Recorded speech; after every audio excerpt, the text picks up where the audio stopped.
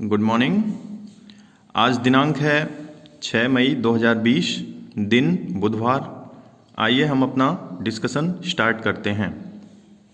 कल जैसा कि हम लोगों ने हिंदी साहित्य के इतिहास के काल विभाजन पर बातचीत किया था, आज उसी काल विभाजन की पहली शाखा आदिकाल या वीर गाथा काल के ऊपर चर्चा की जाएगी। इस वीडियो के माध्यम से मैं आपको बताना चाहता हूँ कि कल जो हिंदी साहित्य का काल विभाजन हम लोगों ने किया था, उस काल विभाजन का आधार आचार्य रामचंद्र शुक्ल की ग्रंथ हिंदी साहित्य का इतिहास था। बच्चों, आदिकाल के और भी अलग अलग आलोचकों द्वारा नामकरण किए गए हैं, जिस क्रम में सर्वप्रथम जॉर्ज ग्रियर्सन ने आदिकाल को चारण काल की संज्ञा दी है। मिश्र बंधुओं ने अपनी आलोचना के ग्रंथ में आदिकाल को आरंभिक काल का नाम दिया है। पंडित राहुल सांकृत्यायन ने इसे सिद्ध सामंत युग का नाम दिया है। आचार्य हजारी प्रसाद द्विवेदी ने आदिकाल को आदिकाल का ही नाम दिया है। आचार्य हजारी प्रसाद द्विवेदी ये हिंदी के दूसरे प्रसिद्ध और मूर्धन्य आलोचक हैं, तो इन्होंने भी आदिकाल की ही संज्ञा दी है। आचार्य महावीर प्रसाद द्विवेदी ने इसे बीज वपन काल कहा है। डॉक्टर राम कुमार वर्मा ने आदिकाल को चारण काल की संज्ञा दी है।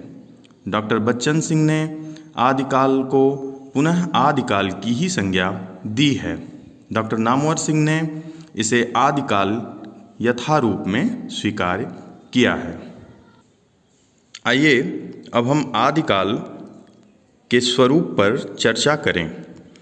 आदिकाल हिंदी साहित्य की एक प्राचीनतम और बेहद अनिवार्य युग है, जिस युग में साहित्य ने विभिन्न धाराओं, विभिन्न समाज की मनोवृत्तियों को अलग अलग रूपों में अभिव्यक्त किया है।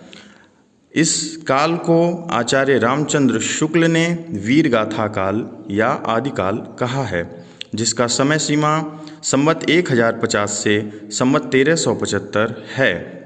इसे अगर हम सन में बदलें तो ये 993 ईस्वी से 1318 ईस्वी तक कहा जाएगा। आदिकालीन साहित्य की कुछ प्रमुख विशेषताएं हैं, कुछ प्रमुख प्रवृत्तियां हैं जो इस युग की रचनाओं में दृष्टिगोचर होती हैं। इसमें प्रमुख लक्षण हम देखेंगे कि वीरता परक रचनाएं। आदिकालीन साहित्य में वीरों की अभिव्यक्ति, वीरों की प्रशस्ति की गई है। दूसरी विशेषता आश्रयदाताओं की प्रशंसा। इस युग के कवि अलग अलग छोटे छोटे राज दरबारों में रहते थे, तो अपने जिस राज दरबार में जो कवि रहते थे, संबंधित राजा के जिनके यहाँ आश्रय पाए थे, उनकी प्रशंसा करना भी इस युग के साहित्य की एक प्रमुख प्रवृत्ति मानी गई है। तीसरी विशेषता श्रृंगारिकता प्रधान रचनाएं। इस युग में सिद्ध और सामंती सामाजिक पृष्ठभूमि होने की वजह से श्रृंगारिक रचनाएं भी विशेष रूप से इस युग की रचनाओं में देखने को मिलती हैं। भक्तिभाव से परिपूर्ण रचनाएं।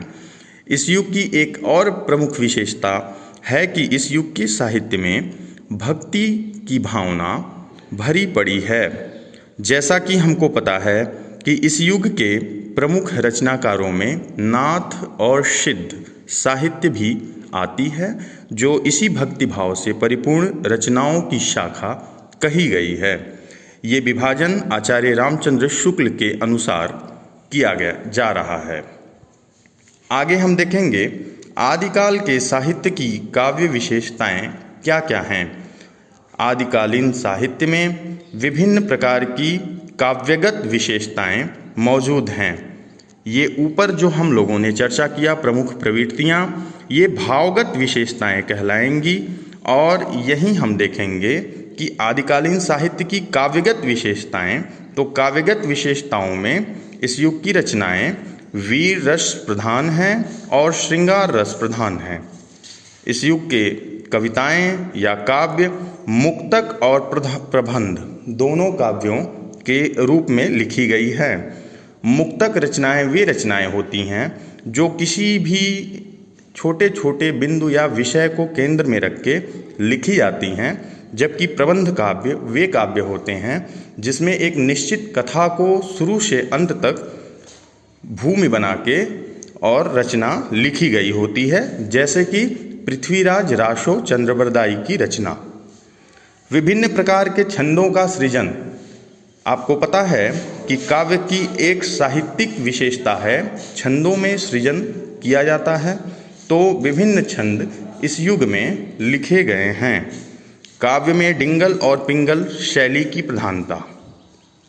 ये काव्यगत विशेषता है आदिकालीन साहित्य की, जिसमें डिंगल शैली एक ओज और वीर रस प्रधान शैली है, जबकि पिंगल शैली एक कोमल, सुकुमार और श्रृंगार रस प्रधान शैली है। तो दोनों शैलियों का समावेश इस आदिकालीन काव्य के अंतर्गत हुआ है। साथियों, आदिकाल के साहित्य पर चर्चा किया जाए कि इस युग की रचना क्या है, इस युग के रचनाकार कौन हैं, तो हम देखेंगे कि इस युग में रासो ग्रंथ बड़ी प्रमुख रूप से एक श्रृंखला के रूप में लगभग 8 रासो ग्रंथ हमको प्राप्त होते हैं।